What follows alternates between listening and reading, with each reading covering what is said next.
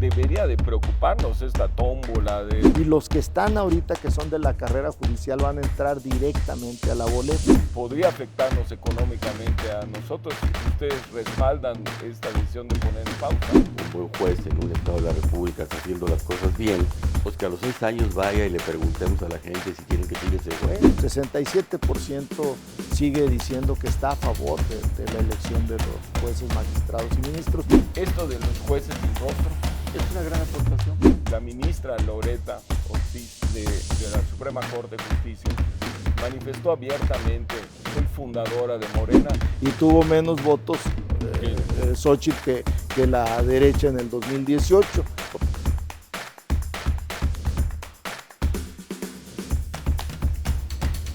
Sin Tanto Show, con Nerio Torres. Sin Tanto Show, estamos en la Cámara de Diputados aquí en San Lázaro. Ya tuvimos la oportunidad en el episodio anterior de escuchar a un magistrado federal quien nos platicó de su visión sobre esta reforma al Poder Judicial. Hoy vamos a tener la oportunidad de conocer la visión de dos importantes legisladores del partido Morena, uno vicecoordinador de la Cámara de Diputados, Leonel Godoy Rangel, el otro, nada más y nada menos que el presidente de la Comisión de Puntos Constitucionales, Juan Ramiro Robledo Ruiz, y ambos nos van a platicar cuáles fueron las cosas que vieron de positivo de esta dictamen de reforma, que ya en unos cuantos días se estará discutiendo aquí en la Cámara de Diputados con la nueva legislatura. Quédense con nosotros porque estamos aquí sin tanto show.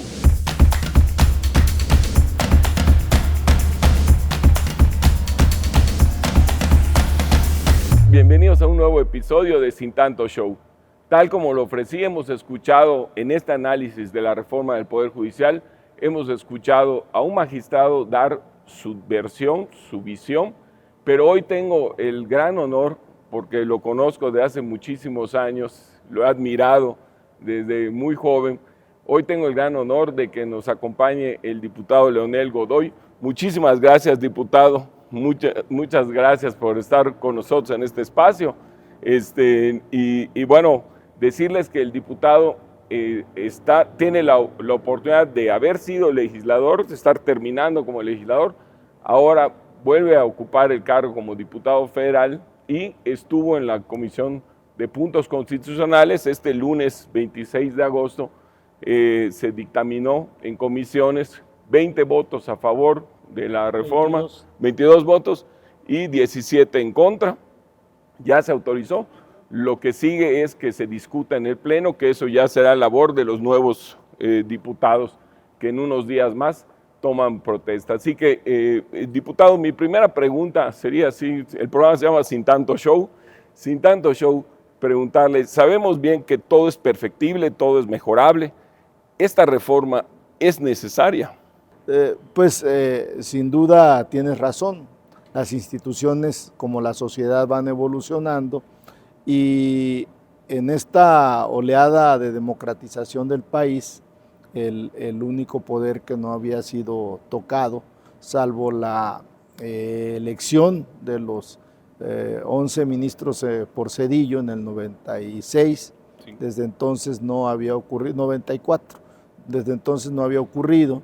Y creo que es necesario, creemos los mexicanos, pero además de eso, Nerio, el presidente presentó estas propuestas el 5 de febrero de este año, hace varios meses.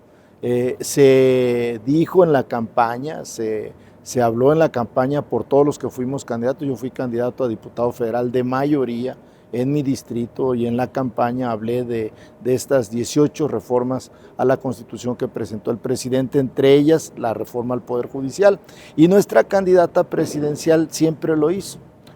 Yo fui coordinador de la 4ª circunscripción, Ciudad de México, Morelos, Guerrero, Tlaxcala, Puebla e Hidalgo, y en las giras que hizo en esa circunscripción, que yo la acompañé, me consta que siempre preguntaba a los que iban a verla, a los mítines, a los eventos, de que a favor de qué estaban, si por una elección de los jueces, magistrados y ministros por el pueblo o por el Senado, que es como actualmente está en la Constitución.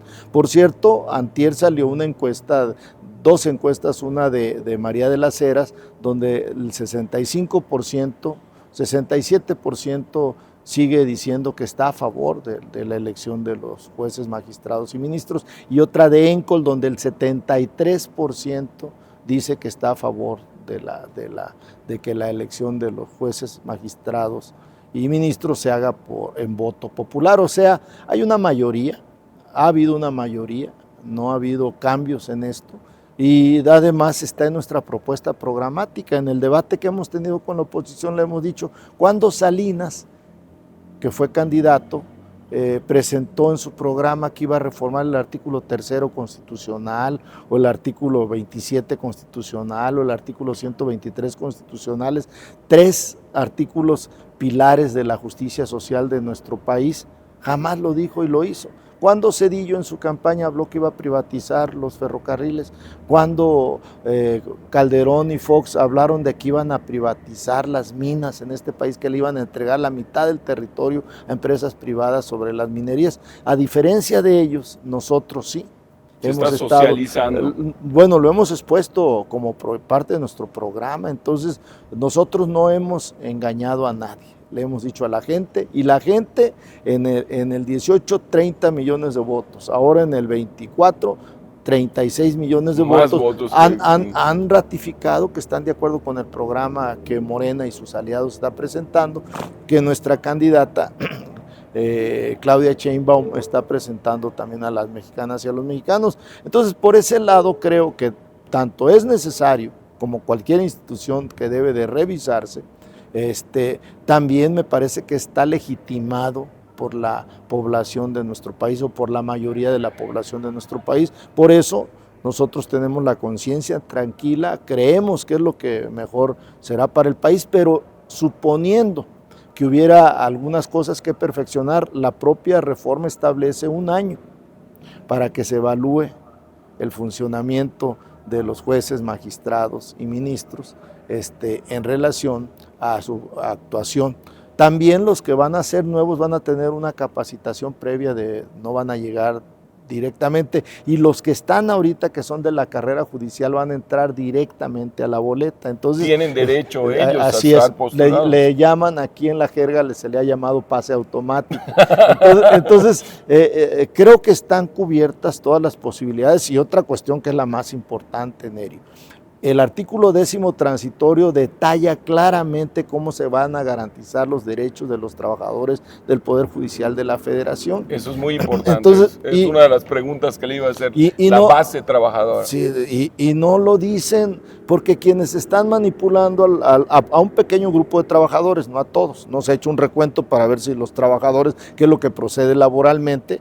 Tú sabes que cuando hay un paro en una empresa se hace un recuento para ver quién tiene mayoría. No lo han hecho, ¿no? Y no lo harán porque saben que pierden, porque el sindicato pues no está metido en este asunto. Ellos saben bien que este es un problema con privilegios que tiene la Corte, que ellos no están disfrutando.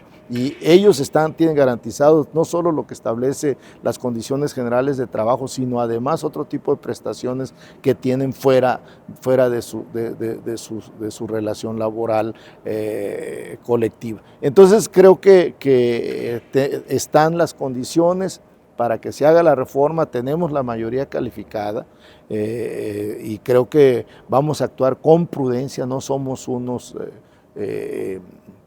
autoritarios, como nos dicen. Sí, ayer leía una declaración de la presidenta electa, decía, con calma, que se discuta, no la apresuren, va a arrancar creo que la discusión hasta el 3. Así es, que es cuando inicia el periodo ordinario de sesiones de las cámaras de senadores y de diputados, es sesionar los martes y jueves. Sí. El martes, este primer martes ya del periodo ordinario es día 3, o sea, llevamos el tiempo suficiente para hacerlo, pero fundamentalmente, Nerio, nosotros estamos incluyendo más de 100 propuestas que se presentaron en los 9 diálogos nacionales en estos foros, de Parlamento Abierto que se hicieron en el país, se presentaron más de 100 propuestas de reforma y todas están incluidas, entre ellos la gradualidad, por ejemplo.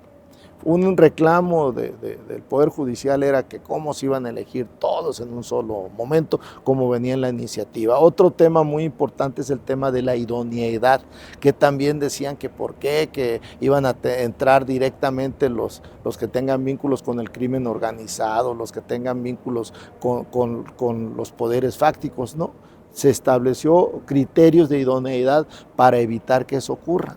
Y también los transitorios están siendo muy cuidadosos para que esta gradualidad sea puntualmente seguida tanto en la Federación, en la República, como en los estados, porque esta reforma también va a ser para los estados.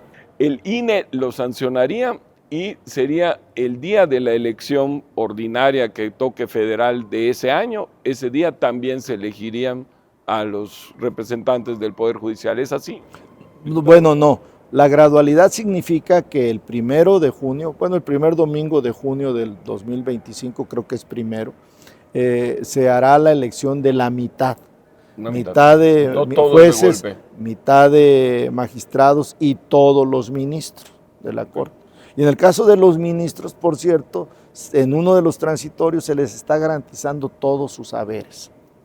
A pesar de eso, que salvo Lenia Batres, todos los demás tienen haberes muy superiores a los del presidente, entre ellos el salario y prestaciones. A pesar de eso, se les está respetando siempre y cuando renuncien antes, y además van a tener derecho a pase automático, como decíamos contigo, sí, para participar en la elección de ministros. Entonces yo creo que esto responde a otros intereses de corporaciones, intereses de despachos gigantescos, intereses de empresarios, de bancos que tienen ya cotos. Imagínate, son 36 años de ministros decididos bajo este método. 30 ministros se han decidido desde Salinas hasta la fecha, hasta Peña Nieto. Y con nosotros apenas van 5. Entonces, pues obviamente es un andamiaje no solo jurídico, sino un andamiaje del Poder Judicial propicio a la visión de la derecha.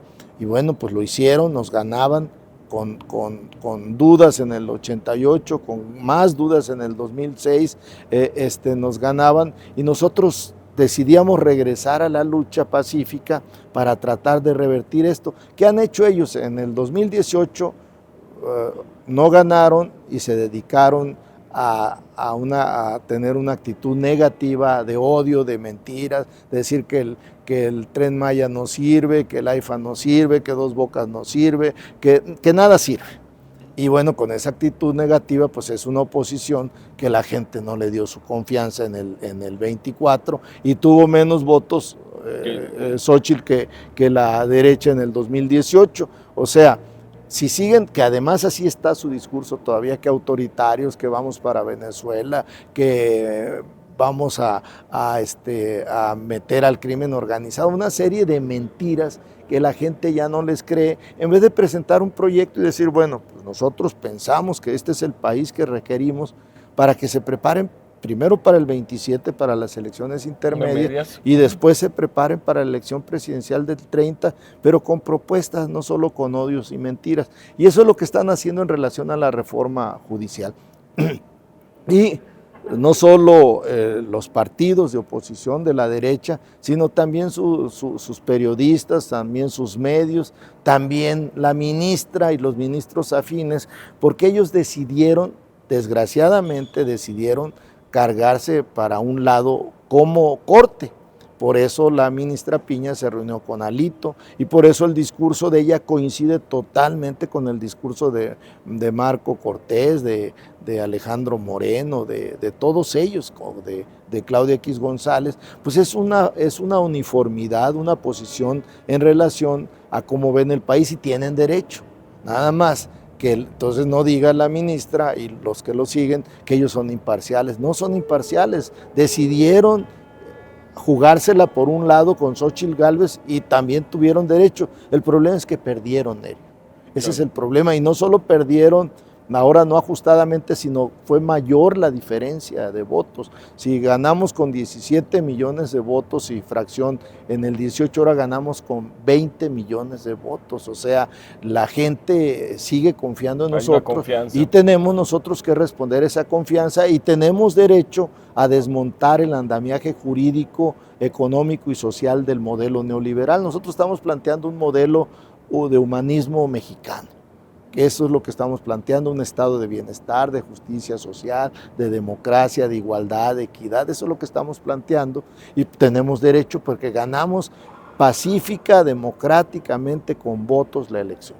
Diputado Leonel Godoy, este tema de la insaculación debería de preocuparnos, esta tómbola, ¿cómo la podemos explicar? Bueno, esa tómbola es una cuestión excepcional, ¿no? En caso de que hubieran... A ver, actualmente, si no hay acuerdo de las ternas que presenta el presidente decide qué fue lo que ocurrió. El Senado no se puso de acuerdo en la terna que envió, se recurrió todo el procedimiento y decidió el presidente directamente. Esta propuesta es mejor porque la tómbola es entre esos tres, no es entre todos los que lleguen a inscribirse en la tómbola. No, es la satanización, estigmatización que se quiere hacer de medidas que buscan resolver problemas donde lo más importante es que no haya decisión directa del presidente, ni de la Corte, ni del Poder Legislativo. Correcto. Y bueno, esta situación que se está viviendo durante la semana con respecto a la relación en pausa de Estados Unidos y Canadá, ¿podría afectarnos económicamente a nosotros? ¿Ustedes respaldan esta decisión de poner en pausa la relación? Absolutamente, porque es la única manera que Estados Unidos y Canadá nos volteen a ver como iguales.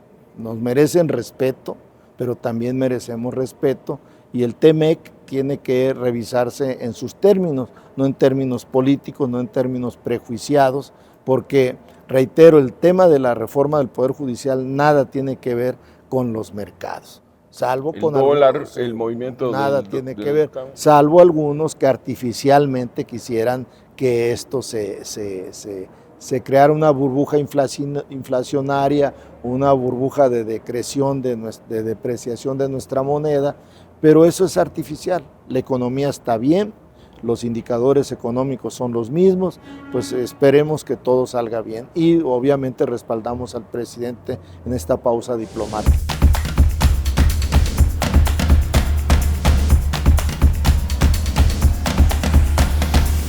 Gracias. Aquí estamos platicando en la Cámara de Diputados con el diputado Leonel Godoy. Diputado, usted tiene muchísima experiencia política y ha mencionado con preocupación cómo cuando los órganos del Poder Judicial de repente manifiestan determinado apoyo para cuestiones políticas, pues vulnera de alguna forma la labor y la separación de poderes que lo tiene la Constitución.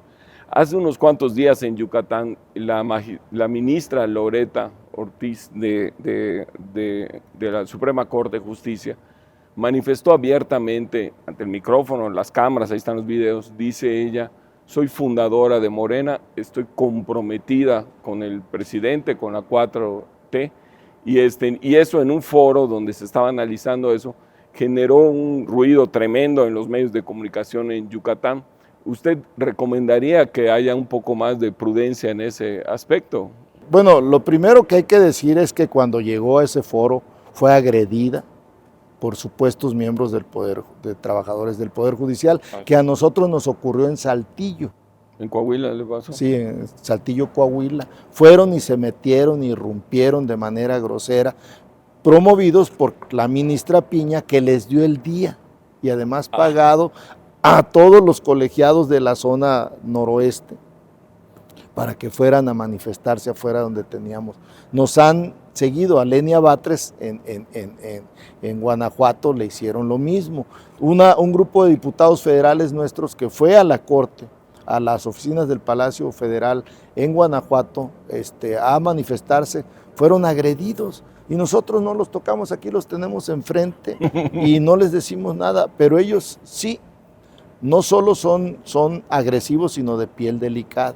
Entonces yo creo que Loretta llegó ahí alterada por la agresión que estaba sufriendo en ese momento por parte de estos supuestos trabajadores del Poder Judicial, que por cierto algo parecido también nos ocurrió en Tuxtla Gutiérrez, porque yo estuve en todos los foros, casi todos los foros, de los 9 foros, y también ahí llegaron de manera grosera los supuestos trabajadores del Poder Judicial y les explicamos de que no había ninguna lesión a los derechos y a lo que tienen ellos de conquistas laborales. Entonces, yo creo que Loretta lo que dijo fue solamente su verdad.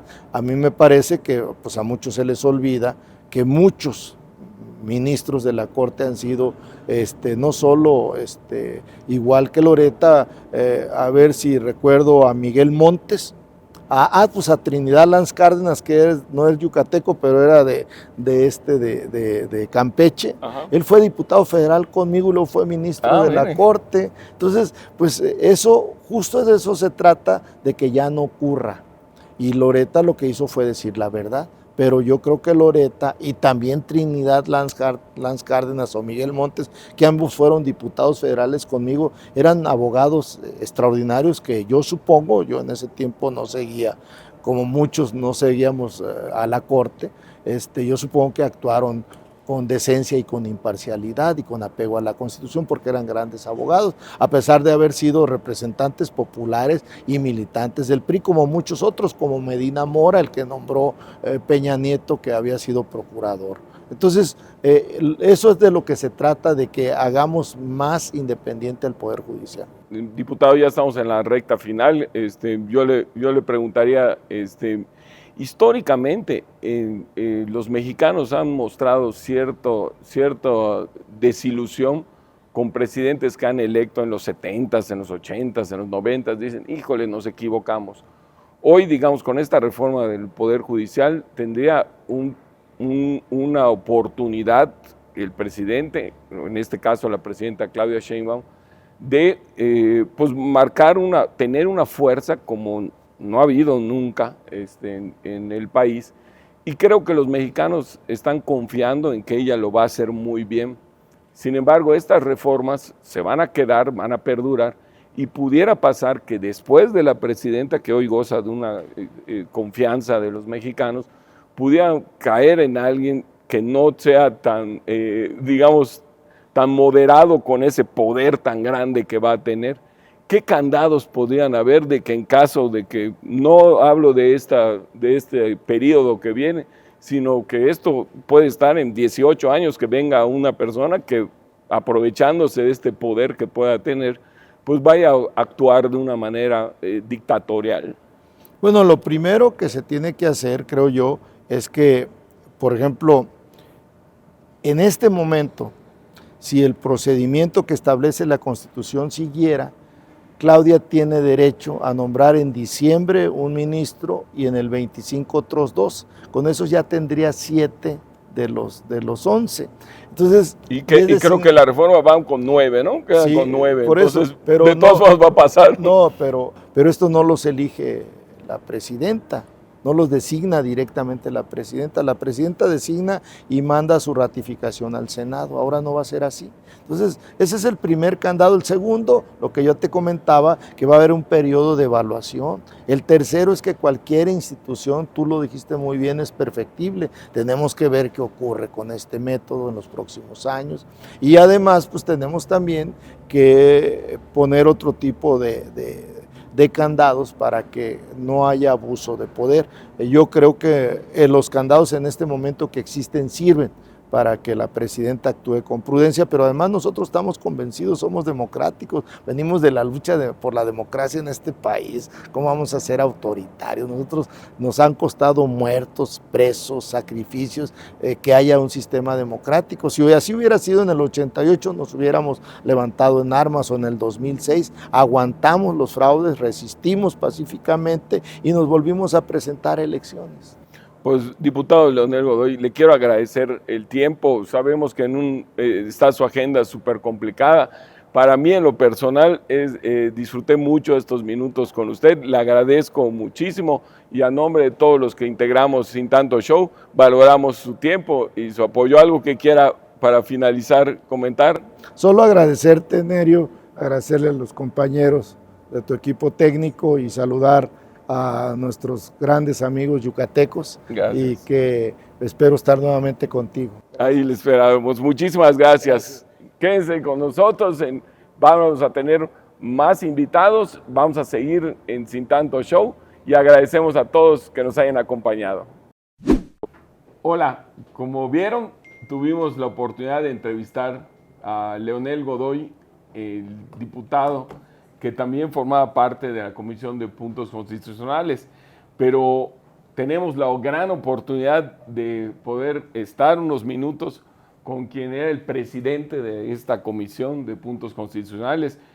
Quiero agradecerle, diputado Juan Ramiro Robledo Ruiz, muchísimas gracias por este espacio y bueno, pues ya avanzamos algunos de las inquietudes que más o menos se habían manifestado por nuestra audiencia, y yo quisiera hacer una recapitulación de esta propuesta de la reforma al Poder Judicial que se acaba de aprobar, de dictaminar el lunes en su comisión, y decirle, para nosotros entendemos que hay pueden participar en este proceso de elección todos los que están ahorita, los jueces, los magistrados, los ministros.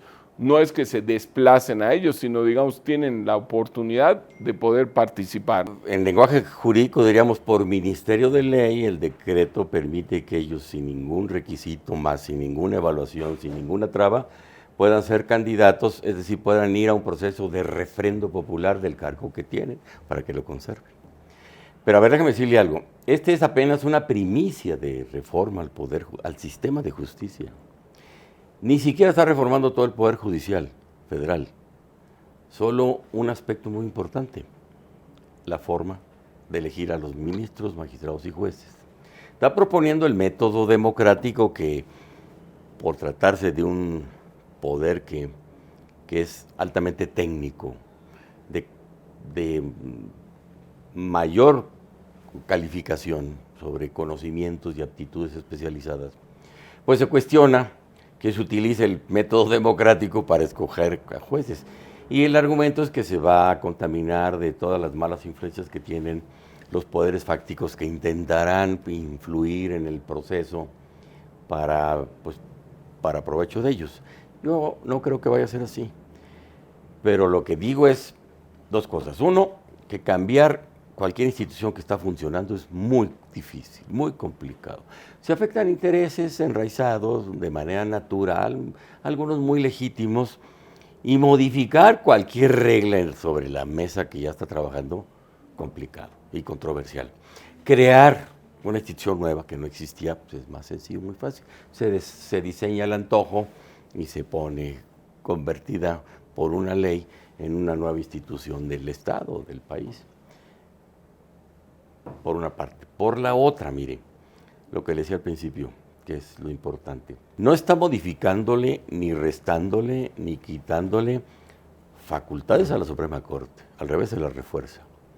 Ni a los magistrados de los colegiados, los circuitos judiciales, con todas sus especialidades. No le está quitando competencia a ninguno de ellos, menos a los jueces federales.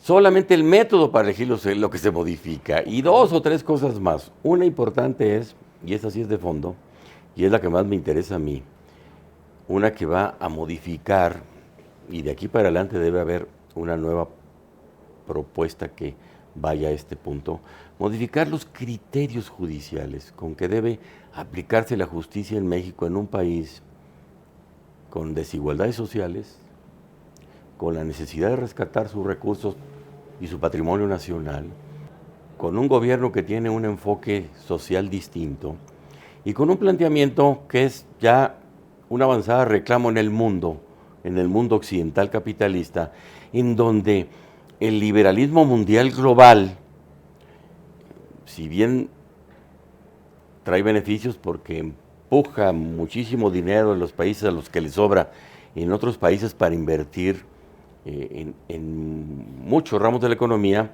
pues también ha causado enormes daños porque ha ahondado la desigualdad. Mire, el individualismo suelto, libre, en un país de desiguales, ahonda más la desigualdad. Correcto. Si fuéramos homogéneos en circunstancias, en capacidades naturales, en oportunidades sociales, bueno, suelta el mercado libre y ahí va a empujar y crecer mucho. Pero si lo que tiene que hacer es detener a unos y empujar a otros, necesita el Estado tener que intervenir en la economía, no nada más regular, poner leyes y controles, sino intervenir para equilibrar los procesos económicos. A ver, suelte usted el gas doméstico a libre mercado. ¿Qué pasa? Pues todos a vender el gas como quieren. La iniciativa privada tiene por finalidad ganar dinero, no hacer servicio social. Sí. ¿Qué tiene que hacer el Estado? Crear una pequeña empresa o gran empresa que entre al mercado, que gane el mercado, que lo equilibre y que imponga precios. La otra es un control de precios que ya no es posible sostener por la complejidad de los mecanismos económicos de la sociedad capitalista. Yo soy de la idea que el Estado debe intervenir en un país como México, soy de la idea que la tesis individualista no funciona en un país de desiguales.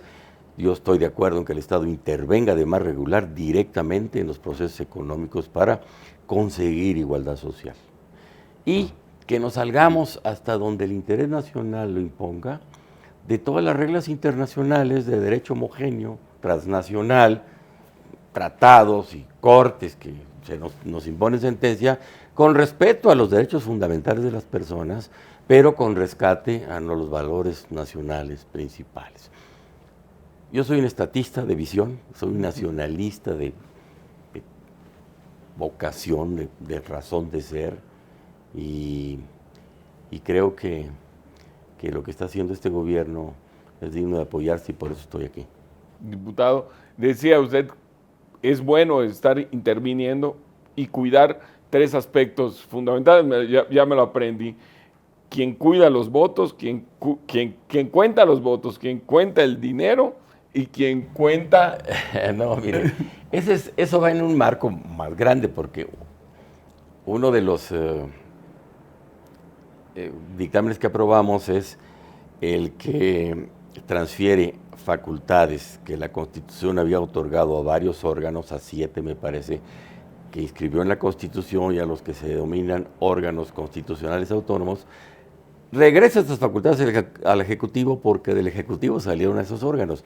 Y esa forma de controlar a los presidentes fuertes en este mundo capitalista neoliberal, pues funcionó poniendo esos órganos reguladores que finalmente terminaron entregándose a los intereses de los intereses que iban a regular.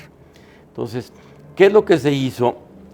No desaparecer exactamente los órganos, las estructuras burocráticas, no abrogar o derogar las facultades y las atribuciones. Por ejemplo, la transparencia y la información pública ahí están y la ley sigue. Por ejemplo, la regulación sobre los procesos económicos ahí están y ahí sigue la ley de competencia económica. Por ejemplo, la regulación y el control sobre el espectro radioeléctrico, es decir, el ejercicio concesionado de la industria, la radio, la televisión, de la radio y la televisión, ahí están las leyes que lo cuidan, que lo regulan, que lo protegen. Lo que se está proponiendo es que esas facultades para aplicar esas leyes regresen al Ejecutivo, que es donde estaban. ¿Qué órganos autónomos deben preservarse, en nuestra opinión, y los hemos cuidado? Pues los fundamentales que regulan y que ordenan atribuciones importantísimas de un Estado como el mexicano y que conviene que estén en órganos fuera de los 3 poderes constitucionales. ¿Cuáles son? El control del sistema bancario, de la moneda, de la inflación. Yo le decía, el que cuente el dinero. El Banco de México no puede estar sujeto a Hacienda. No debe estar sujeto a Hacienda. El que organiza las elecciones, le decía, el que cuenta los votos. La organización de las elecciones de los 3 poderes ahora, fuera del control de los 3 poderes. Y el que hace los censos, que es una función importantísima para que el Estado, para que el gobierno tome decisiones, para que dirija políticas públicas, para que realice su gran función de gestión de Estado, el INEGI, el instituto que que estudia la geografía, la economía y la realidad social del país, ese también. Más nos vale que esté fuera del control de los tres poderes. Lo que dice el INEGI, por ejemplo, impone una política pública, mueve el presupuesto, reparte más dinero en los estados, en los municipios, según, depende de qué se trata. Entonces, esos tres órganos fundamentales son intocables desde mi punto de vista y los hemos respetado.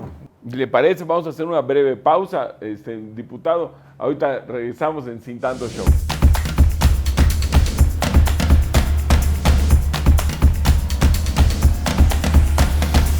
Estamos platicando con el diputado Juan Ramiro Robledo Ruiz y bueno, regresando al tema del Poder Judicial, esta propuesta de alguna forma permite que jueces y magistrados se puedan reelegir, más no los ministros. ¿No se podrían reelegir? ¿También? ¿O sí? Sí También, se pueden también. reelegir. Sí, los ministros también tienen la oportunidad el que quiera decidir participar puede hacerlo y ganar y volver a ser ministro por 12 años. Ok, ¿y después de eso? Bueno, ahí sí ya no.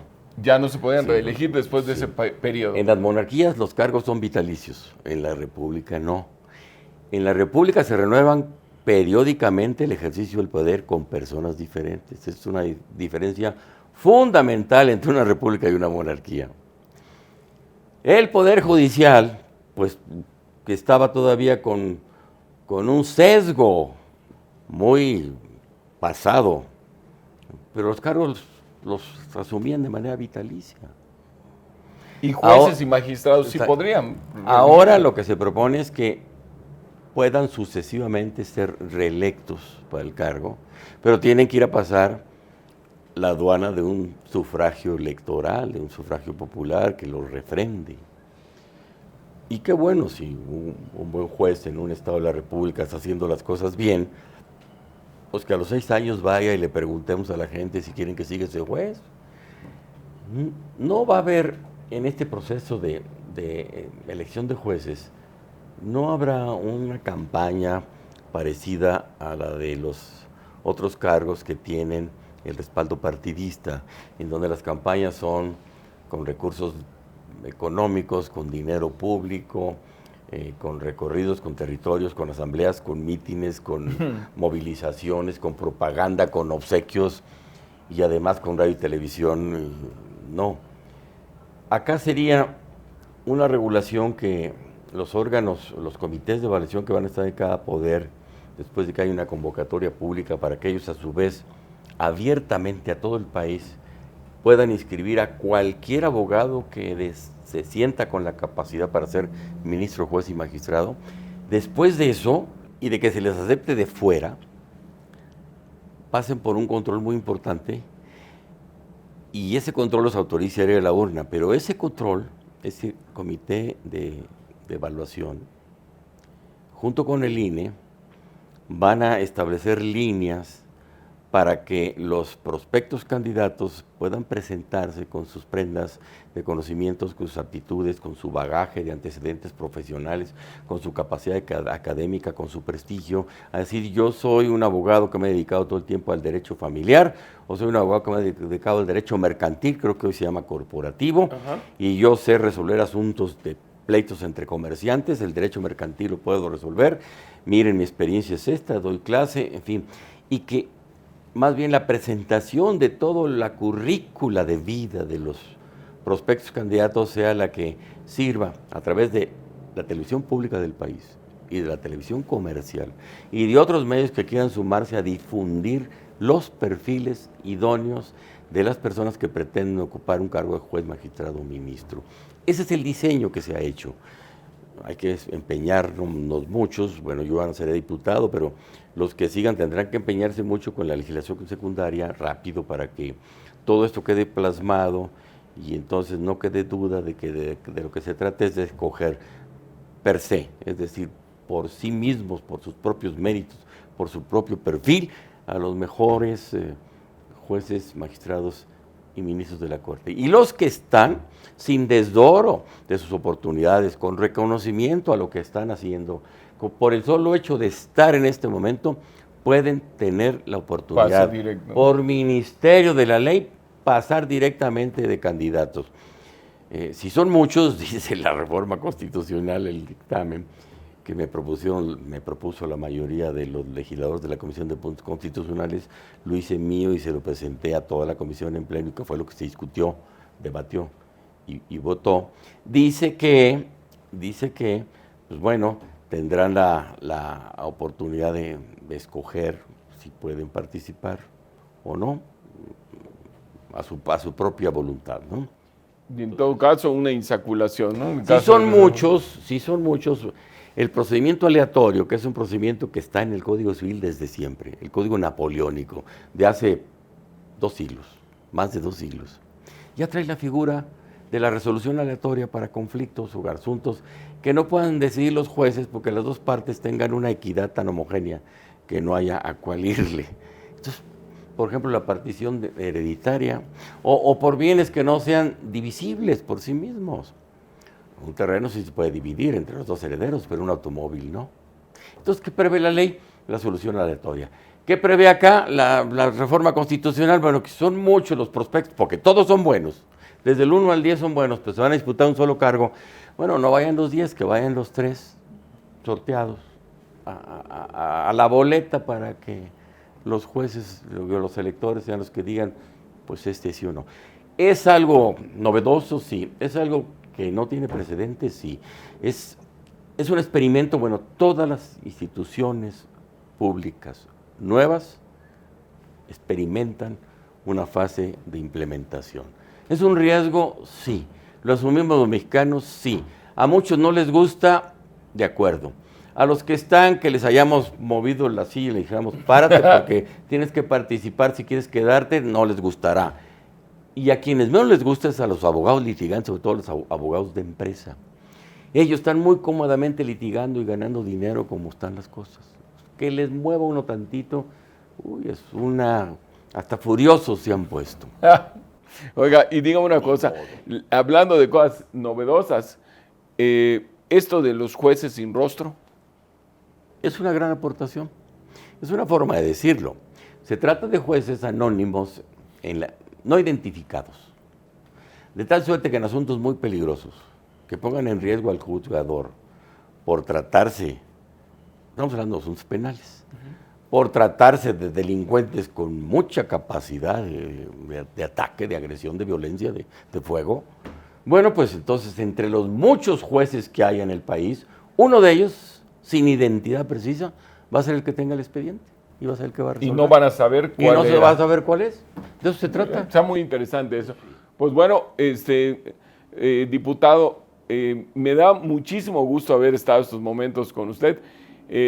Tengo que compartirle al auditorio que en unas cuantas horas, por así decirlo, termina usted este encargo que tuvo en el poder y habernos concedido estos minutos, la verdad es que lo valoramos mucho y quiero felicitarle porque precisamente necesitamos muchos más políticos como usted que no dependan del vaivén electoral, del puesto o del hueso político, como le dicen coloquialmente. Usted tiene su carrera, ha estado en la universidad, ha litigado. O sea, yo creo que sí lo van a ocupar por la experiencia que usted tiene, lo van a ocupar en algo, pero el hecho de que usted no dependa de eso, que su economía, su familia no dependa de eso porque tiene una formación. Ya voy a cumplir 75 años el mes que entra.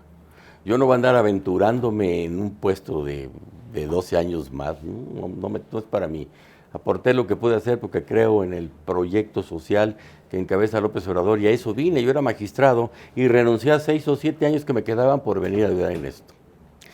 Y ya estamos terminando, déjame saludar a todos los emeritenses, ese es el gentilicio de ustedes. Sí, sí. ¿Y sabe de dónde viene Mérida? Desde luego de Cáceres, de la ciudad española, ¿sí? Sí. Pero originalmente era provincia romana. Hoy es Extremadura, pero estaba en la Lusitania.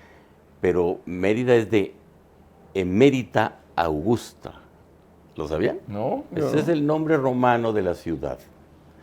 Y la palabra se trastocó y llegó al castellano como Mérida. Y los castellanos que vinieron a la península y fundaron la Mérida de ustedes, pues simplemente le repitieron el nombre. Haber sido el señor Montejo el que les puso así. Francisco Montejo. Oiga, pues le agradezco muchísimo, diputado. Le deseo mucho éxito y de verdad valoro mucho estos minutos que nos concedió. Gracias.